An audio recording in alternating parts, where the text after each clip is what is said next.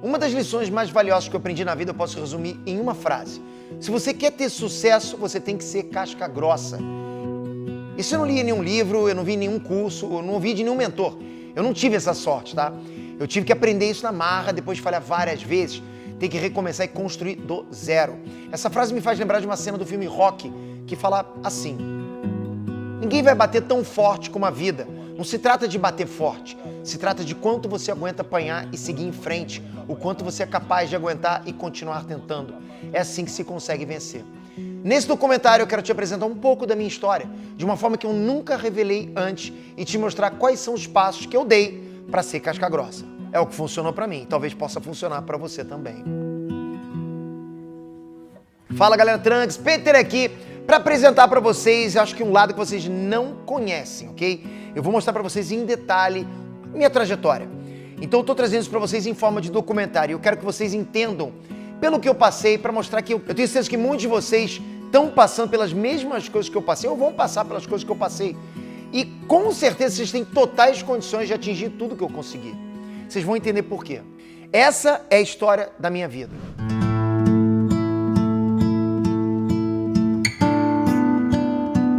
Peter Jordan, na infância, não deixava de ser meu filho querido.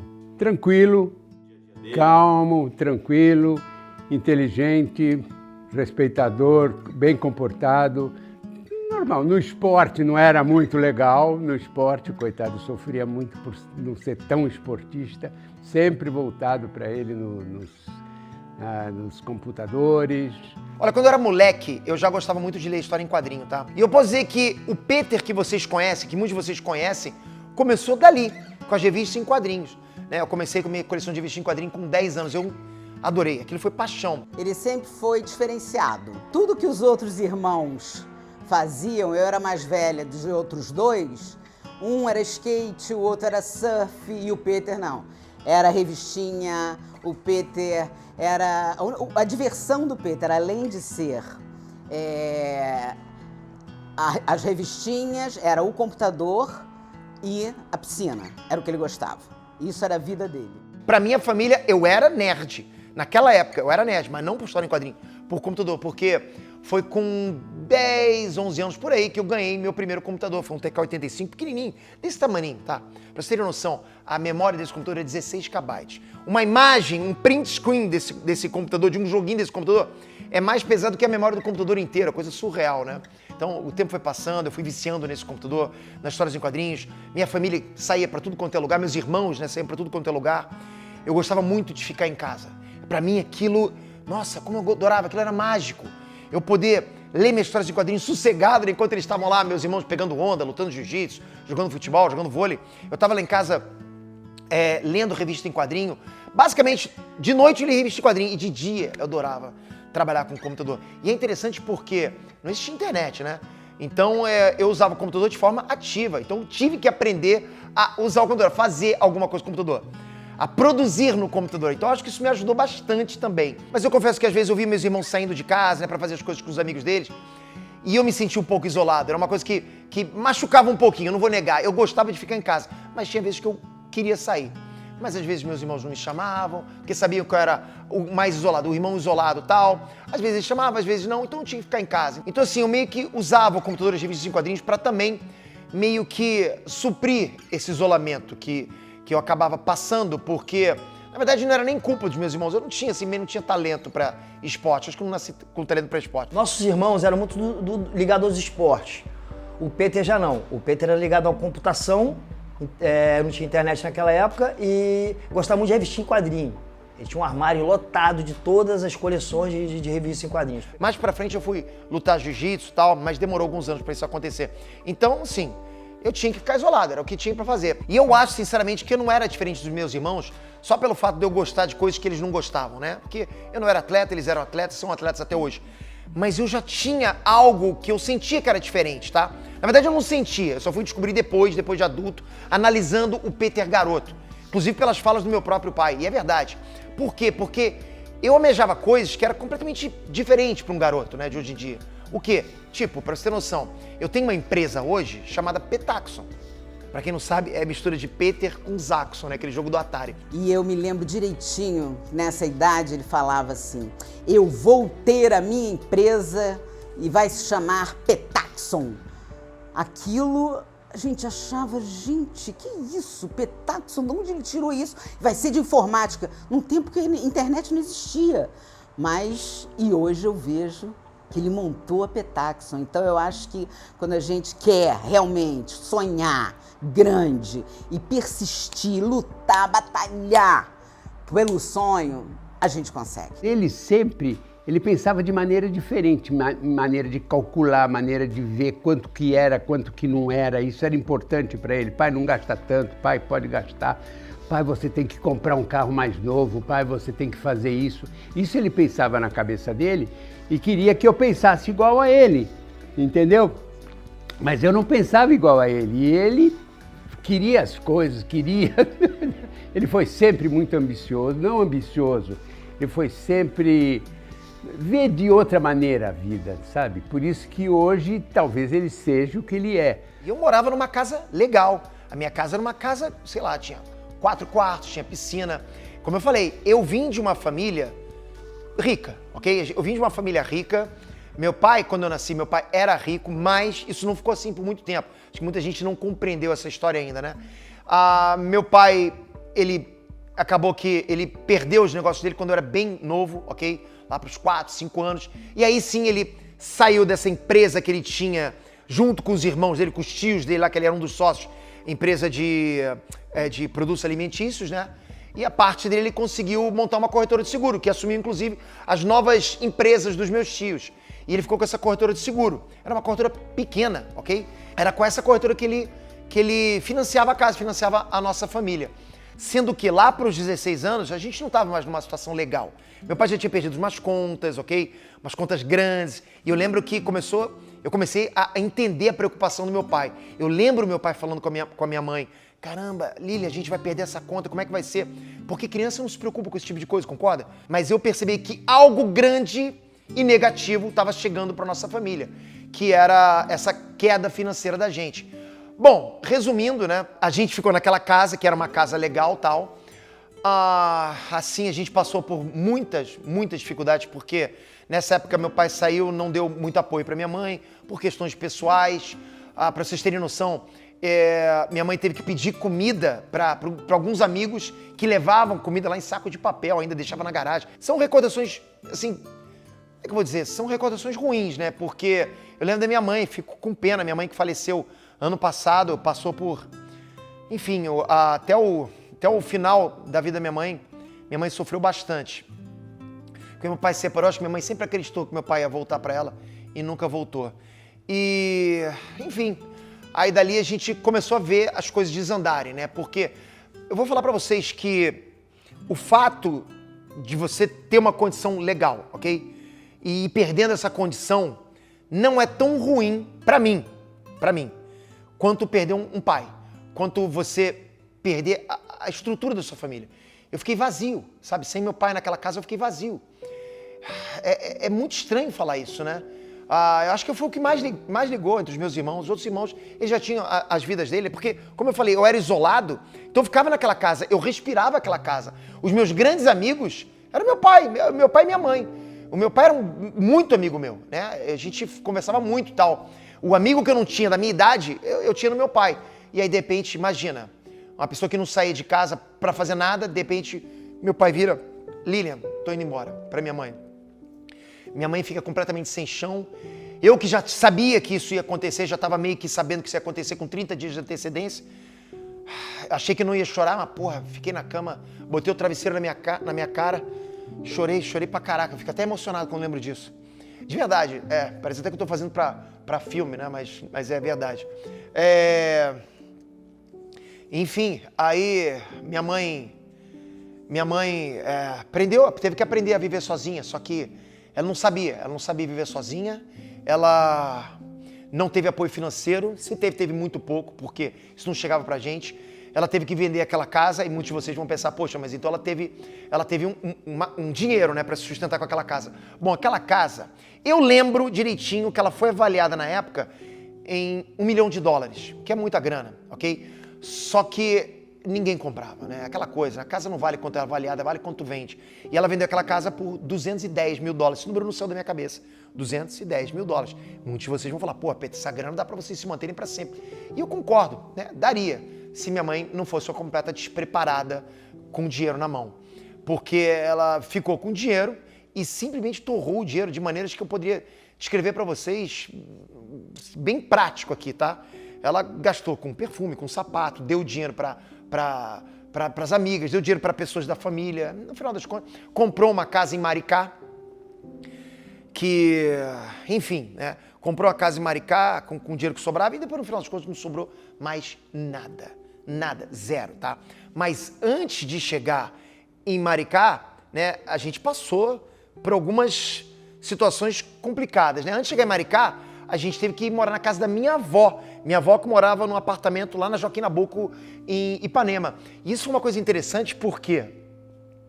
Porque eu sofri talvez o maior baque social da minha vida. Como assim, Peter? Eu era uma pessoa completamente reclusa, isolada. Só saía os finais de semana para encontrar os meus amigos no clube, no Costa Brava, né? No clube lá no Joá. E de repente fui morar na casa da minha avó de favor, né? Com a minha mãe, no Arpoador, no primeiro andar, num local onde tinha muita gente. Eu fiquei nervoso, falei assim, caramba, eu tô indo para um local que não conheço ninguém me conhece, né? Fiquei nervoso, a gente nunca gosta, né? É como mudar de colégio, a gente não fica nervoso quando muda de sala de aula. Então, eu fui para lá, eu sei o seguinte para vocês, foi uma coisa surreal, adorei. Eu fui para lá, a gente conseguiu se manter, minha mãe se manteve muito tempo com o dinheiro da casa, ali naquela situação ali, tá? E eu adorei conhecer muitos amigos. Eu conheci muitos amigos lá no Arpoador e aquela coisa, né? As pessoas que chegavam no primeiro andar, Peter, tá aí em cima. E sim, eu tava. Então era muito bom, tinha muito amigo. E nesse momento, eu nunca mais toquei em computador. Não li mais revista em quadrinho, simplesmente acabou. A época nerd minha sumiu, desapareceu. Eu fiquei um tempo assim, só que, como eu falei, minha mãe acabou que nesse período aconteceu uma coisa lá, ela entrou em acordo com meu pai e tal, acabou comprando uma casa em Maricá.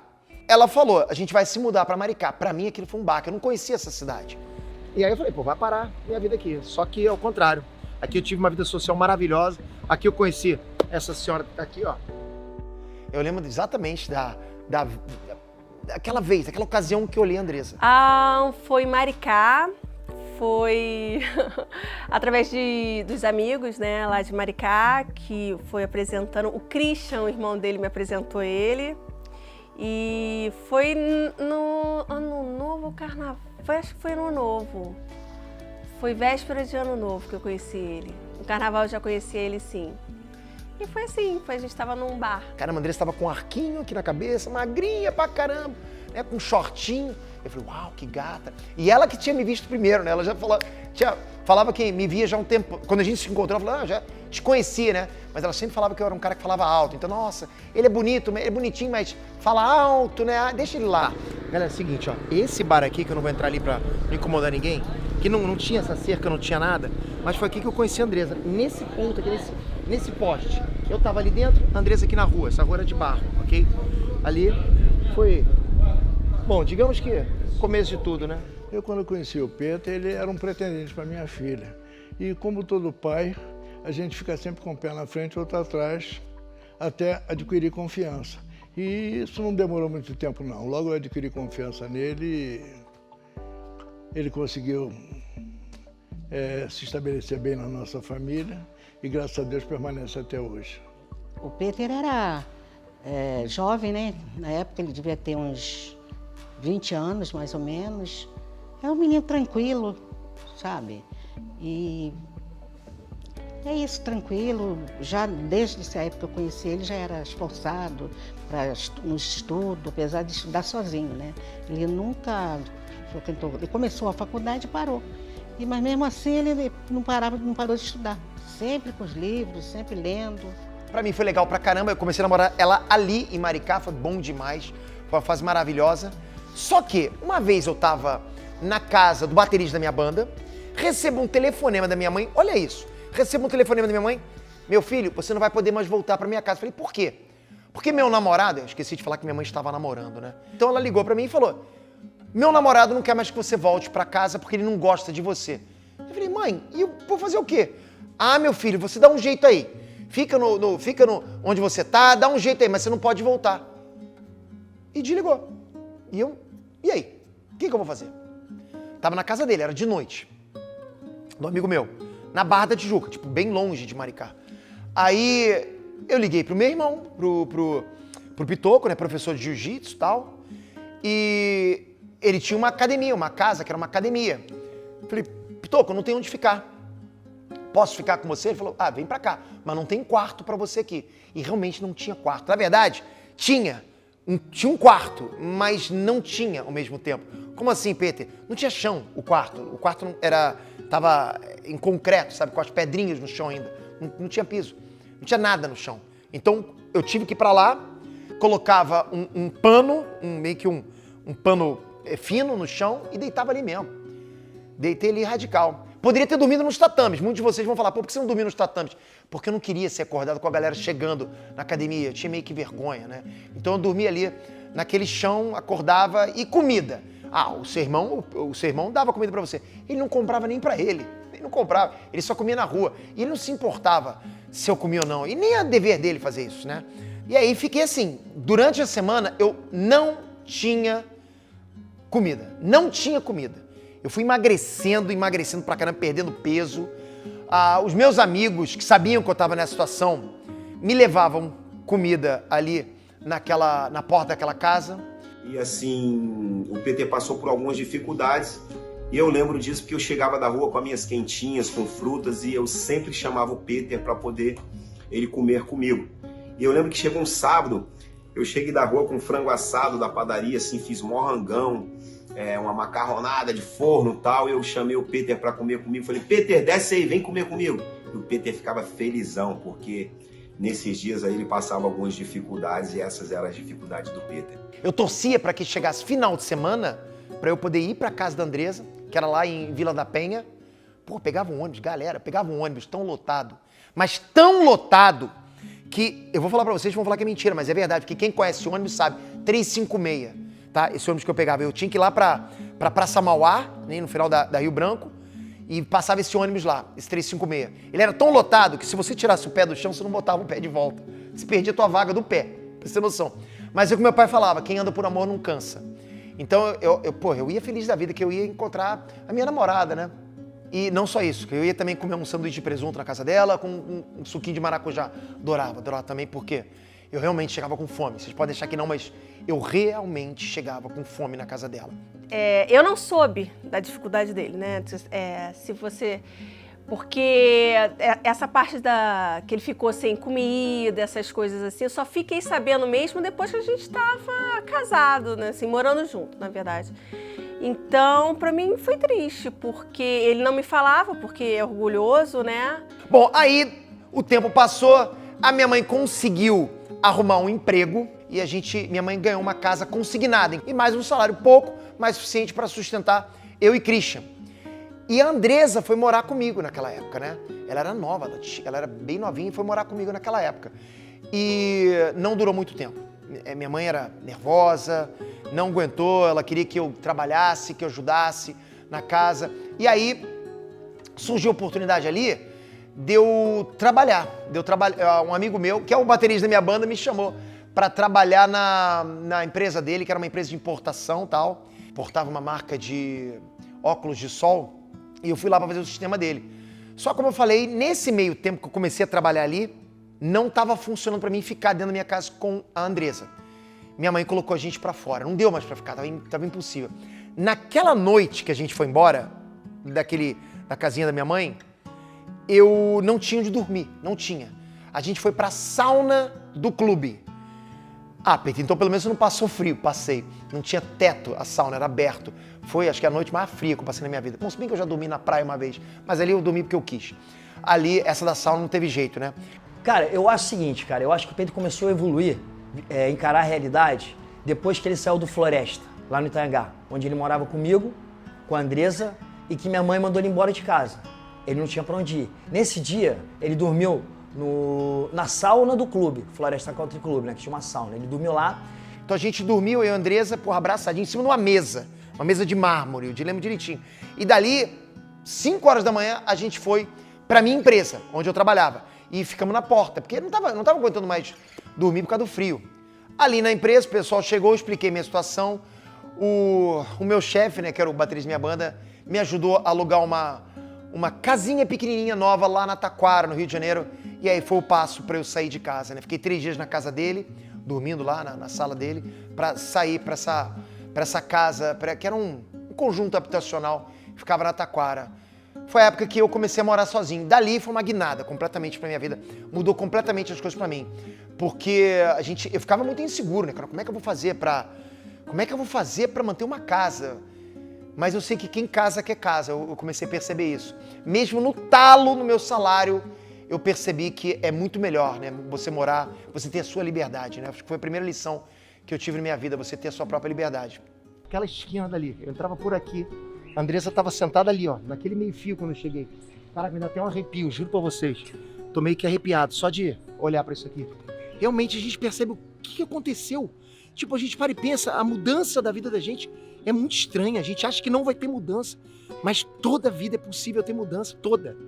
Porque quando eu tava aqui, eu não pensava nessa mudança. Eu não pensava no lá na frente. É lógico que eu sempre quis. Eu sempre batalhei por ter mais.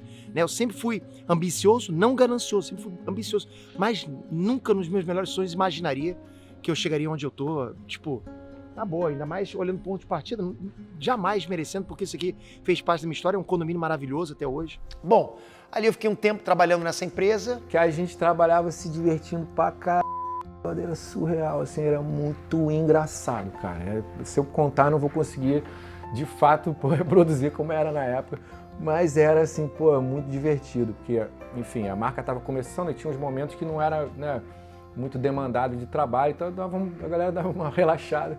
E na hora da relaxada, fudeu. Aí eu te conheci, porra, tu morava no kitnet na Taquara, velho. Tinha um fusquinha zoado, né? E, porra, struggling lá pra pagar as contas, como todos nós. Mas, porra... Mas, assim, o Peter sempre pra mim foi um cara, tipo, meio cérebro, né? Ele é um gênio, assim. O Peter é gênio, né? Tipo, essa parada que ele tem com a matemática, de programar, que fica fazendo conta, assim, no vazio. E era muito complicado, porque... apesar de ser um ambiente muito divertido, gostei muito dos amigos que eu fiz ali, eu não ganhava bem, eu ganhava um salário baixo, eu tinha que viver muito apertadinho ali. Assim, eu queria dar algo a mais pra minha mulher, né? Ainda mais pro meu filho que estava nascendo ali. O Breno nasceu. Naquele momento o Breno nasceu, né? Então o Breno nasceu na época de vacas magras.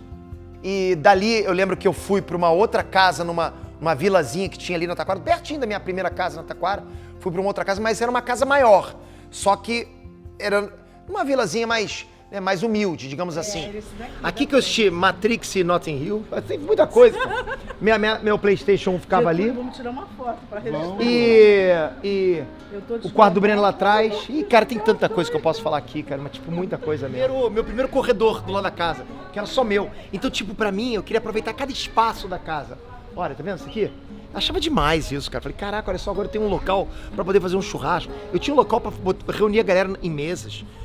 Que não tinha, porque eu saí da casa da minha mãe e fui pra aquele apartamentinho pequeno. Daí vim pra cá. Pra mim era uma casa, cara, tipo uma casa monstruosa. Então eu acho bacana que meu salário era o mesmo, ok? Meu salário era o mesmo. Mesmo assim, consegui que coubesse no meu orçamento. Foi bacana, cara. Foi fase boa, cara. Imagina a nossa surpresa quando a gente descobriu que a nossa vizinha que cuidou do Breno há 21 anos atrás ainda morava ali, naquela casa. Cadê o meu menino? Ai, tá grande, ele cara. agora, nesse momento, ele está viajando. Que saudade. E Getúlio, como é que tá? Getúlio descobriu vocês. Você sabe que a gente nunca abandona as raízes. A gente sempre pensa em você. Você pode achar que não, mas a gente sempre pensa em você.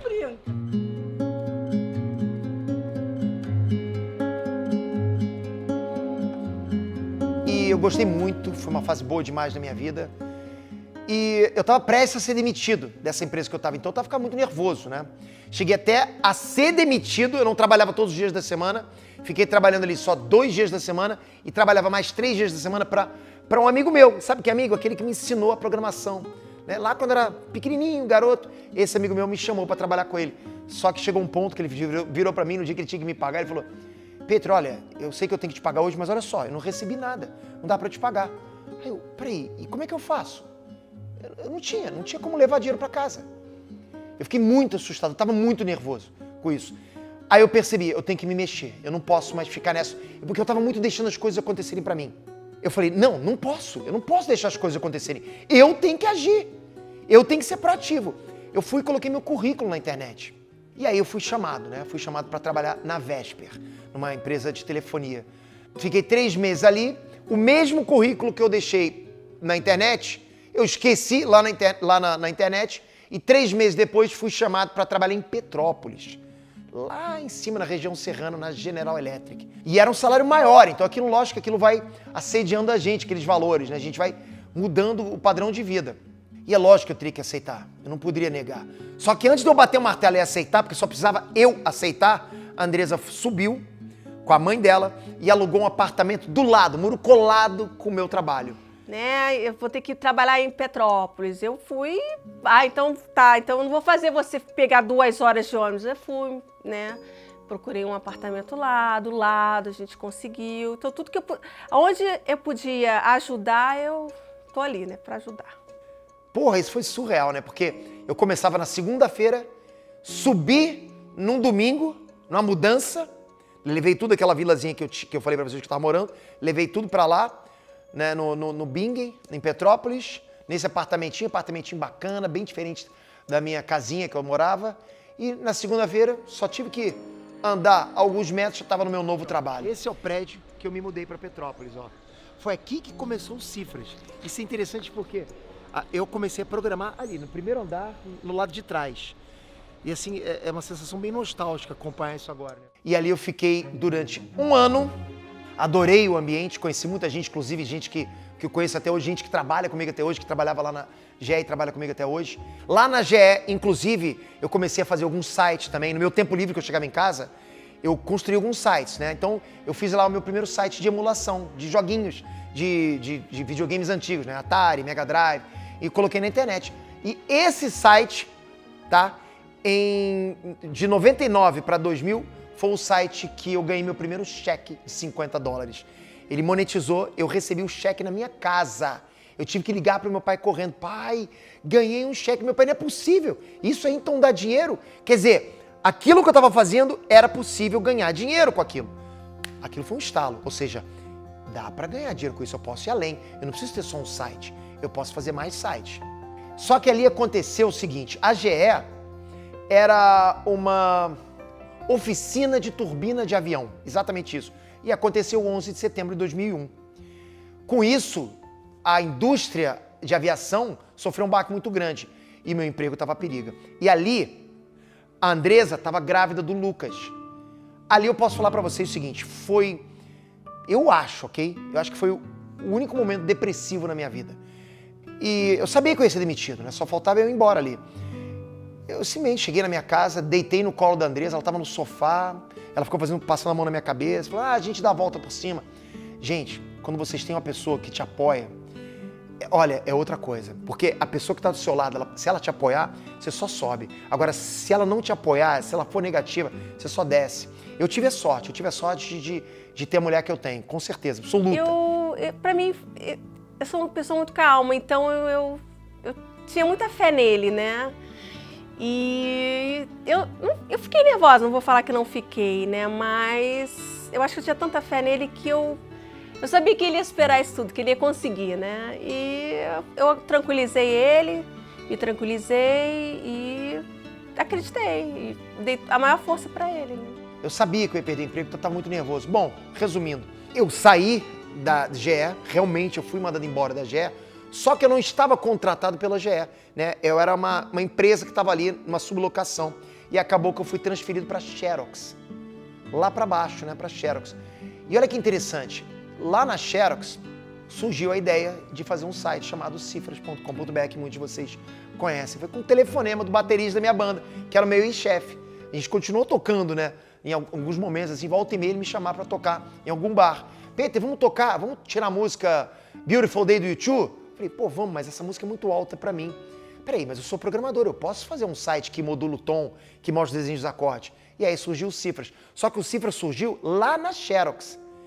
Só que esse período para mim foi muito, muito complicado. Muito complicado. Por quê? Porque eu tinha que estar lá às 9 horas da manhã, lá no Rio de Janeiro. Para isso acontecer, eu tinha que acordar às 5. Às 5 horas. Eu acordava às 5 para poder sair de casa às 6, para andar até o ponto de ônibus, chegar às 6h30 para chegar lá às 8h30 mais ou menos. É isso. Porque eu ficava no ônibus 2 horas. Era 2 horas para ir, às vezes 2 horas e meia, às vezes 2 horas e meia, 3 horas para voltar. Então eu ficava entre 4 e 5 horas no ônibus todos os dias.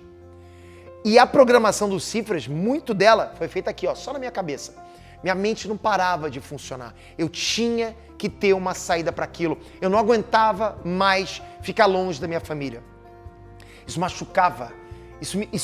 O meu único consolo, sabe qual era o meu único consolo? É saber que quando eu estava naquele ponto de ônibus, com aquela neblina, né, como o petropolitano chama de russo, eu estava com aquela neblina, com aquele ar úmido, quase molhando o meu rosto, de manhã, 6h30 da manhã, sozinho num ponto de ônibus, no meio da estrada. Meu único consolo é saber que os meus filhos estavam lá, naquele apartamentinho, junto com a minha mulher, dormindo no quentinho. Sabe? Eu pensava isso, pelo menos eles estão lá. Que sofra eu, né? Mas eu falava, mas eu tenho que estar com eles. Dentro do ônibus eu ficava pensando na minha família, ficava bolando coisas novas para colocar naquele site. Aquele site foi um sucesso. Muita gente acessava, os acessos foram vindo muito rápido. E eu comecei a monetizar mais rápido que os outros sites. Só que eu não acabava com os outros sites, né? Então eu deixei acumulando, né? Fui fazendo outros sites enquanto isso não parava. E aí eu fiz inclusive a versão do Cifras em inglês. E aí veio uma coisa que eu posso dizer que foi uma grande mudança de vida para mim. Tá vendo essa casa daqui? É o seguinte, o que acontece aqui foi o seguinte, eu tinha um site que era a tradução do meu site Cifras, só que ele estava em inglês, né? E aquele site não tinha movimento nenhum. Não tinha praticamente acesso. Aí uma vez meu pai chegou para mim e falou o seguinte, meu filho, eu tenho um terreno para você comprar. Você não tem interesse em comprar? Acho que se não me engano, eram tipo 12 parcelas de R$1.100, se não me falha a memória. Eu falei, porra, olha, eu até tenho dinheiro para comprar esse terreno, mas como eu não quero me endividar, eu vou fazer o seguinte, vou tentar gerar mais uma fonte de renda para mim. Isso realmente foi um ponto, olha, foi uma mudança na minha vida completamente, isso que eu tô falando pra vocês. Essa decisão foi uma mudança na minha vida, né? Eu procurar uma fonte de renda extra pra minha vida em algo que eu já tinha. Então o que eu pensei? Olha, eu já tenho o eCortes, que é o meu site Cifras traduzido para o inglês. Então eu vou pegar e vou vender a assinatura desse site. Pra pessoa entrar lá, vai ter que pagar pra ter alguns recursos ali dentro. E aí foi um sucesso, as pessoas foram comprando cada vez mais as assinaturas, foi com esse dinheiro que eu comprei esse terreno aqui, que hoje já não é mais meu e tem uma casa. E aí o que acontece? Eu percebi que eu estava começando a ganhar muito mais fora do trabalho do que no trabalho. Mesmo assim, eu não pedi demissão do trabalho. Porque eu vi o trabalho como um porto seguro. Sabe, tantos anos trabalhando, é algo que está ali todo mês. Aquilo que eu estava conseguindo de novo era uma novidade. Eu não sabia se ia ter no dia seguinte, era tudo novo para mim. Era tudo novo. A monetização por anúncio, né, por patrocínio, a venda de conteúdo digital, isso tudo era novidade para mim, mas não parava de crescer. E eu sabia desde mim, poxa, eu posso pedir demissão. E para pedir, e a coragem para pedir. Na hora que eu ia pedir demissão, eu fui chamado de novo para voltar para a GE. Você lembra que eu estava lá embaixo no Rio? Fui chamado de novo para trabalhar na GE. E aí eu falei, isso é bom demais, vou estar perto da minha casa, então posso ficar mais tempo. Fui. Fiquei ali alguns meses. Posso falar pra vocês que meu chefe era bem complicado. Olha, rapaz, meu chefe era complicado demais. Mas fiquei ali, com a Andresa sempre me dizendo quanto que eu tava ganhando. Eu cheguei a um ponto que eu tava ganhando 10 vezes mais, eu acho, do que o meu salário. 10 vezes mais, mesmo assim não pedia demissão. Aí meu chefe um dia chega pra mim e fala assim, Peter, a gente vai te transferir de novo pro Rio. Você vai trabalhar aqui embaixo no Rio de Janeiro, ok? Não dava mais pra mim, eu não queria. Justamente, eu prolonguei minha estadia no trabalho porque eu queria ficar perto da minha família. Ele queria me transferir de novo lá pra baixo. Para uma empresa grande, ok? Uma empresa conceituada. Falei, não, eu não vou. Eu vou ter que pedir demissão. Ele ficou uma fera. No telefone isso, no telefone. Como assim você não vai? Falei, não, eu não posso mais, eu não quero mais. Então eu prefiro sair da empresa, eu prefiro pedir demissão.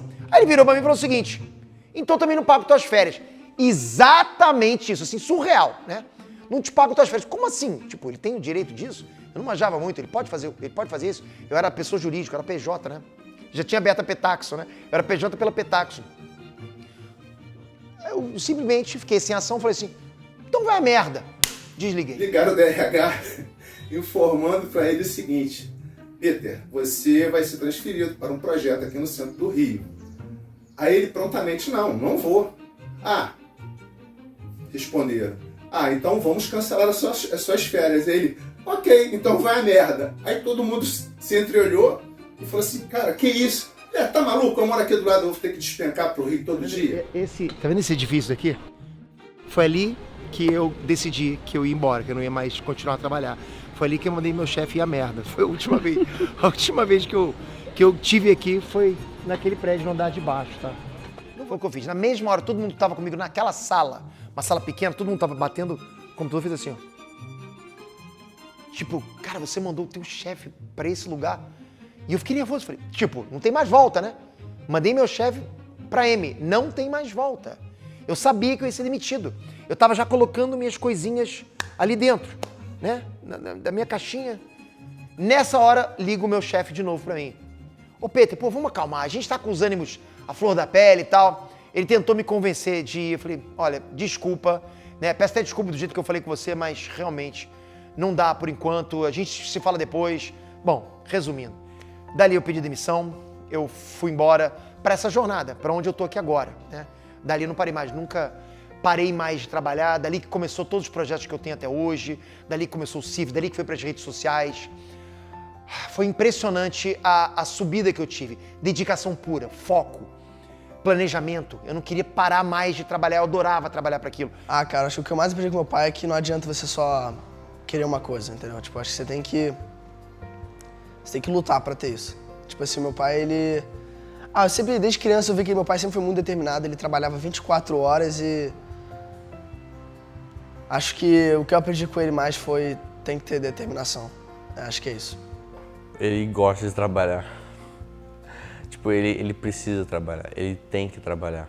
Ele é uma pessoa que, tipo, ele realmente tem a determinação e ele não sacrifica o tempo porque ele gosta do tempo que ele trabalha. Tipo, eu acho isso absurdo. Ele é uma pessoa que tudo que ele faz bem. Ele realmente bota tudo que ele pode naquilo. E daí não parei mais, né? Dali foi só... Pra mim foi uma jornada só de sucesso. Lógico, né? A gente teve alguns momentos de baixo quando eu quis sair do digital, né? Quis entrar em coisas que eu não conheço, como por exemplo o meu restaurante lá na Barra da Tijuca, que foi só fracasso. Mesmo assim, eu estava muito ancorado em tudo que eu fazia na parte do digital. Mas pelo menos aprendi também, né? A gente nunca deve fazer algo que a gente desconhece, tá? A não ser que a gente tenha um suporte muito grande trabalhando com a gente, né? Alguém que possa ajudar a gente. Enfim. E é engraçado que durante essa trajetória, algumas coisas acontecem sem você perceber. Porque se você perguntar, Peter, quando que você percebeu que você estava bem financeiramente, sabe? Quando você percebeu que as coisas mudaram para você? Porque assim, tipo, não é um interruptor, sabe? Você aperta, pronto, hoje eu tô bem financeiramente, hoje eu estou rico. Não é assim. As coisas vão acontecendo. Você quer ver uma coisa muito interessante? Eu sempre entrei num restaurante e olhava o cardápio antes de comer. E eu ia no que era mais barato, né? Pô, eu não podia pegar um prato muito caro. E chegou um ponto que eu mesmo virei pra Andressa, Andressa, você tá percebendo que nos últimos restaurantes a gente não tem mais olhado o preço do cardápio? Ela, é verdade. Essas coisas vão mudando na gente. Quer ver outra? Eu sempre escolhi entre Toddy e Nescau, o que era mais barato. Só que chegou um ponto que eu comecei a pegar o que eu tava a mais afim. Eu pensei, caramba, a gente não tá mais escolhendo as coisas no supermercado por preço. Não escolhe mais. Então, isso vai mudando você. Essas coisas fazem você perceber que realmente você mudou, né? Porque se você perguntar quando foi o dia, para mim foram nesses dias, né? Foi quando começou, né, o Quicords, né? Começou a dar, acho que o quê? Ele criou Cifras, 1 ano e meio depois ele já estava bem. A gente saiu do apartamento que a gente morava e fomos para uma casa. E com gramado, assim. Ali eu falei, nossa, a gente tá mudando de vida ali. Ó, eu lembro direitinho do dia que eu abri essa porta pela primeira vez. Abri, deixei meus moleques entrarem pra mostrar, isso aqui é a casa de vocês agora, eles correndo pela grama que tem aqui em frente. E se não fosse a internet, não tem nem dúvida que essa independência financeira que eu atingi tão cedo, eu não teria atingido. A internet me deu asas, eu posso falar isso, né? Desde o início, desde lá de trás, do milênio passado, que eu vejo a internet como o maior potencial que existe atualmente. Sempre. Se vocês me perguntarem, onde que está o dinheiro, né? Onde que tá as oportunidades? Estão na internet. Antigamente era fora, hoje é aqui. Todo mundo entrando na internet. Eu não consigo mais imaginar alguém que desconsidera a internet, sabe? Como o potencial para, sabe, para disparar, para voar financeiramente, para ter sucesso, para ser bem sucedido. A internet foi fundamental, né? A informática foi fundamental para mim, mas a internet, sabe, expandiu completamente. Porque apesar de eu já ser financeiramente bem sucedido com e-cortes, quando eu comecei com as redes sociais, olha, foi um outro degrau tão grande ou maior do que foi o e-cortes para mim. E o e-cortes para mim, né, o Cifras em inglês, foi uma grande mudança financeira para mim, me colocou em outro patamar, né? Me proporcionou ir para Califórnia, comprar uma casa na Califórnia. Hoje eu posso falar para vocês que ter a minha marca na internet, ou então eu aparecer na internet, qualquer coisa que a gente coloca na internet, me levou para outro patamar. Na mesma distância que era antigamente o e-cortes para trás, eu acho que eu deixei o e-cortes para trás também. Então, e eu nunca perdi tudo que eu fiz. E tudo que eu fui criando ao longo de toda essa trajetória ainda está na internet. Está gerando renda passiva. Hoje eu penso que cada conteúdo que eu crio é uma renda passiva. Eu sei que é, né? Eu crio um vídeo, e esse vídeo continua me gerando receita sem parar. Eu não preciso mais perder tempo programando, sabe? Contratando gente para programar para mim. Agora conserta, né? Deu erro essa página. Opa, o algoritmo do Google vai mudar. Vamos mudar totalmente esse site aqui para se adaptar ao algoritmo do Google. Não, hoje em dia eu faço um vídeo e o vídeo tá lá. Não precisa mais eu mexer no vídeo porque ele já está pronto. Mesmo que o algoritmo do YouTube mude, ele está sempre atrás do algoritmo, sempre ali junto, né, com o algoritmo, me dando uma renda passiva. Isso o vídeo que eu estou falando, 3, 4 anos atrás. Tem canal meu hoje que eu já não posto há 3 anos e ele continua me dando R$4.000 por mês. Então tudo que eu faço hoje, tudo que eu já fiz durante toda essa trajetória, juntou e se transformou numa grande fonte de renda passiva para mim. E lembrando uma fala que eu tive com vocês lá no início desse vídeo, eu sempre fui uma pessoa caseira. O que significa isso? Eu gosto de ficar em casa, eu não gosto de me expor. Eu sempre fui assim. Eu acho que eu gosto de me isolar, né? No final das contas, eu gosto de me isolar. Tanto é que para aparecer na internet foi um suplício. Eu comecei na internet sem aparecer. Comecei com Cifras, não apareci. Nenhum site meu eu apareci. Ninguém sabia quem era o dono do Cifras, tá? E aí comecei nas redes sociais, com as fanpages, né? Lá no Facebook, eu já tenho a maior fanpage do Brasil, que é o Cifras, com 43 milhões de seguidores. Sem aparecer, ninguém sabia. Aí comecei no YouTube. Ah, Peter, aí você apareceu. Também não. Né? Ninguém sabia quem era o dono do TV Cifras. Só fui começar a fazer vídeo aula no TV Cifras anos depois, para aparecer. E olha, foi um suplício totalmente diferente, né, do que eu sou hoje. Eu relutei para aparecer. E não foram tantos vídeos, foram poucos, né? Porque era um canal backstage, era um canal que ninguém sabia que eu era o dono, é um canal que eu gerenciava e eu tinha os instrutores ali. Hoje eu já não posto mais vídeo nele há mais de 3 anos. O Ei Nerd, eu não queria começar de jeito nenhum porque eu não queria aparecer. Aí a gente teve a ideia de não aparecer, né? O Ei Nerd ficou anos sem eu mostrar o rosto. Ninguém sabia quem que era o cara atrás do Ei Nerd, quem que era a pessoa responsável pelo Ei Nerd. Então eu comecei sem aparecer. Depois fiz mais canais sem aparecer, ou acredite ou não, também fiz e nunca apareci, nunca divulguei, né? Passei a divulgar alguns meses pra cá, que muita gente passou a entender que esse canal era meu. E todos eles viraram negócios pra mim, ok? Não só prazerosos, né? Não só como hobbies, eu amo isso que eu faço, mas pensa, você poder transformar um hobby na sua fonte de renda, no seu negócio. E todos eu comecei sem aparecer, então assim, eu não vejo desculpa para as pessoas não começarem. Qualquer um pode começar sem aparecer. E nessa minha história, né, eu fui melhorando de vida e, graças a Deus, fui podendo melhorar a vida das pessoas ao meu redor, né, dos meus irmãos, da minha mãe, do meu pai. E, infelizmente, eu não consegui dar tanto assim para minha mãe, porque eu acho que quando eu dei um passo muito grande financeiro na minha vida, a minha mãe faleceu. E eu não pude fazer por ela o que eu faço hoje pelo resto da minha família. Mas, de qualquer jeito, eu consegui ajudar bastante minha mãe. Mas eu vou falar para vocês que eu até chego à conclusão que se você ter dinheiro, ter condição e não ajudar ninguém, você fica uma pessoa vazia por dentro. Eu não consigo ver uma pessoa realmente necessitada e não fazer nada.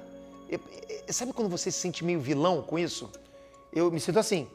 Eu me sinto meio vilão. Então, eu acho que se você tem, você pode ajudar e você deve ajudar. E eu acho também o seguinte, né? Isso sou eu, ok? Não sei como é que vocês são com relação a isso. Mas eu acredito muito nessa coisa de você faz e você recebe em dobro. As pessoas falam isso, não falam? Não, eu te desejo em dobro, né? Você pode falar, isso não existe. Não tem ciência para isso. Porque não tem mesmo, não tem. Isso é só fé.